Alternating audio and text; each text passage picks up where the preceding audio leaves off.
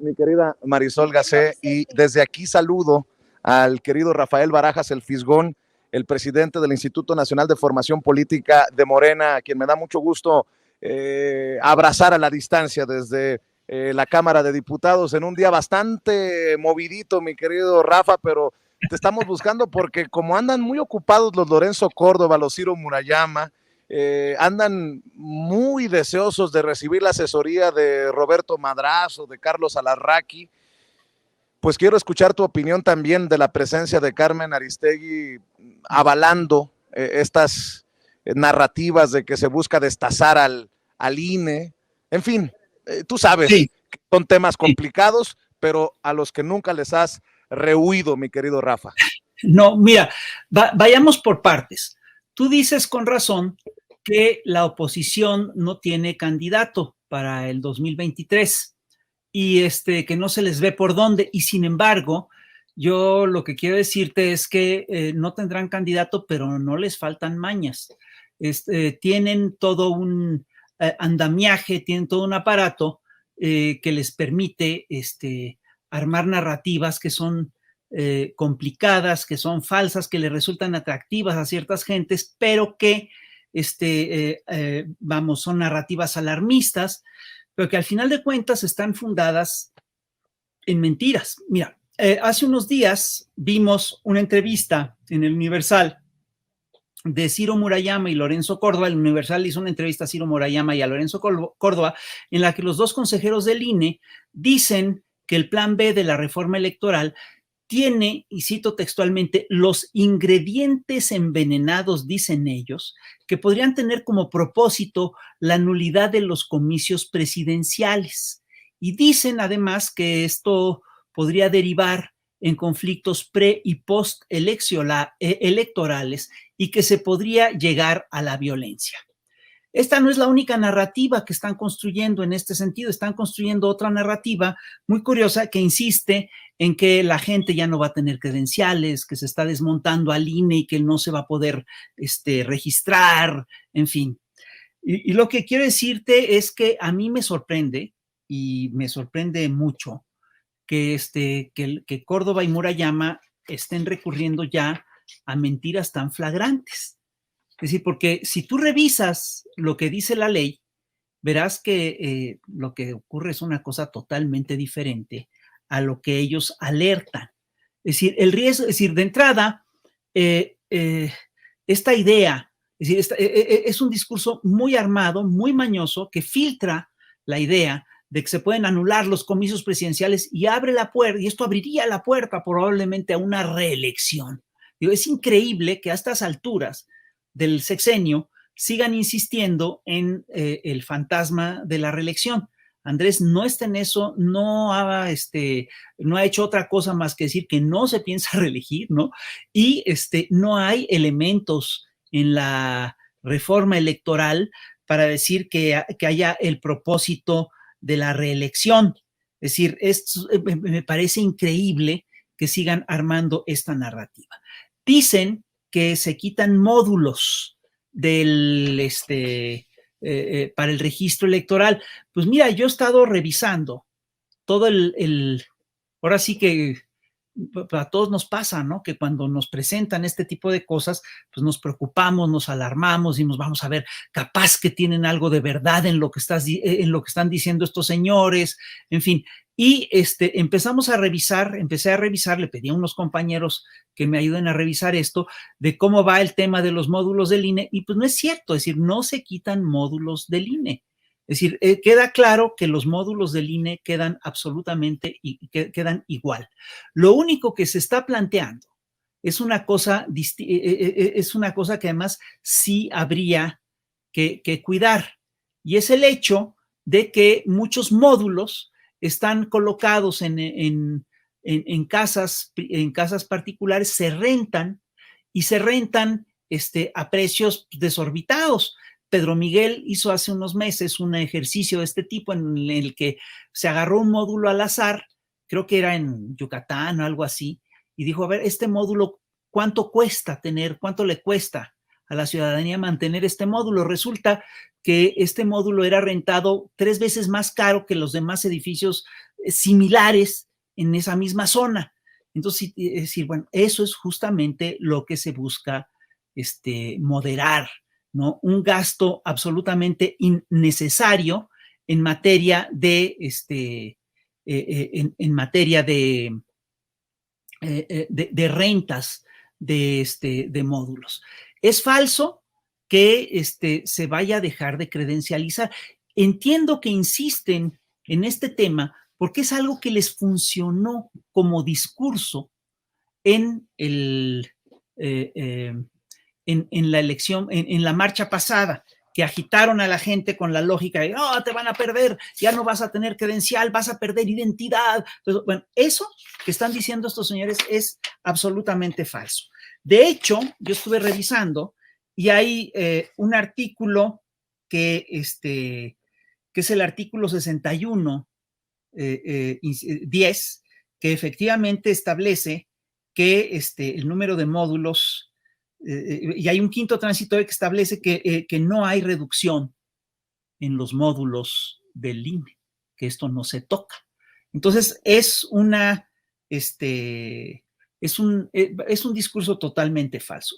No se quitan módulos, hay medidas para reconfigurar la estructura, sin lugar a dudas, pero se garantiza la continuidad del proyecto y se garantiza la continuidad de las funciones. Es a grandes rasgos lo que el discurso que nos están planteando y que es falso. Si, por ejemplo, Lorenzo dice que la actual reforma electoral, que la reforma electoral no se construyó a partir de consensos y que no termina, y por lo tanto no sería democrático legislar a espaldas del pueblo. Me parece de un cinismo increíble que Lorenzo, el PRI y el PAN digan esto cuando ellos sí han legislado a espaldas del pueblo todo el tiempo. Y yo te recuerdo que López Obrador ha insistido, ha convocado un amplio debate nacional para la reforma para la reforma electoral desde desde mediados del 2022. Entonces, no pueden plantear esto. Dice Lorenzo Córdoba que el proyecto reduciría al mínimo la estructura del INE e impediría contar con personal calificado, como lo ordena la Constitución. Es decir, y dice Lorenzo, y el dato es muy importante, que la reforma electoral, que lo que se está haciendo, eliminaría el 84.6% del personal del servicio profesional electoral. Esto es totalmente falso. La reforma aprobada solo tocaría a la burocracia dorada del INE, que corresponde al 27% del personal en las entidades. Y además, sí, lo que busca eliminar es la duplicidad de labores de toda una serie de órganos electorales regionales que están ahí sin hacer un trabajo sustancial. El que hace el trabajo sustancial en todo este proceso es, sin lugar a dudas, el INE. Entonces, es falso, es decir, de esto que están diciendo, pues ahora sí que no me lo vas a creer, pero es otra mentira, ¿no? Entonces, dice Lorenzo Córdoba que desaparecen las juntas locales del INE, y esto pone en riesgo el proceso y las tareas del control del padrón electoral. Esto también es falso. Es decir, no se ponen en riesgo las tareas de control porque la reforma, entre otras cosas, plantea que respecto, es decir, es lo que te decía, para el padrón electoral hay un quinto transitorio que efectivamente prevé que los módulos de atención ciudadana del Registro Federal de Electores sigan operando de forma normal. Entonces, la verdad es increíble que nos armen un discurso lleno de tantas mentiras, ¿no? Difaman a todos, dice mi querido Rafael Barajas, el Fisgón, la jefa de gobierno, ante las cámaras en exclusiva de Sin Censura.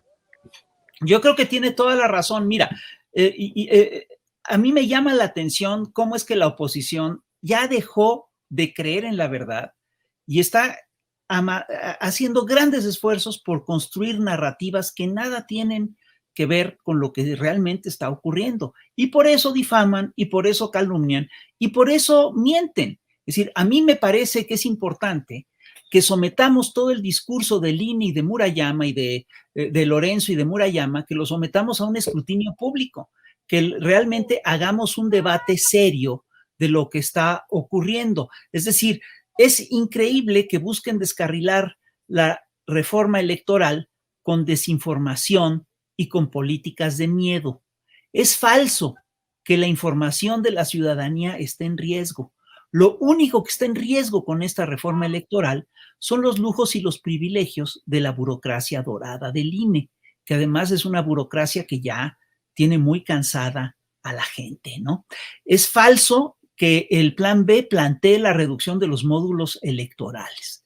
Es decir, de lo que se trata es que el INE gestione espacios públicos disponibles para dejar de pagar rentas que son muy costosas. Es decir, eso es lo que está en juego. Entonces, bueno, es decir, todas estas cosas las tenemos que revisar, ¿no? Entonces, sí es preocupante que el INE, que el Instituto Nacional, que los dos grandes consejeros, los dos principales consejeros del INE, hayan tomado, como bien lo has dicho tú, partido abiertamente a favor de una de las opciones políticas del espectro mexicano. Es decir, es increíble que todas las decisiones que tomó el INE en las elecciones del 2021, absolutamente todas, favorecieron al PRIAN y afectaron al Movimiento de Regeneración Nacional. Eso estadísticamente no es posible. Eso no tiene sentido, ¿no? Y tú revisas además las resoluciones y resulta increíble. Resulta que a un candidato te lo quitan por 10,000 pesos, ¿no?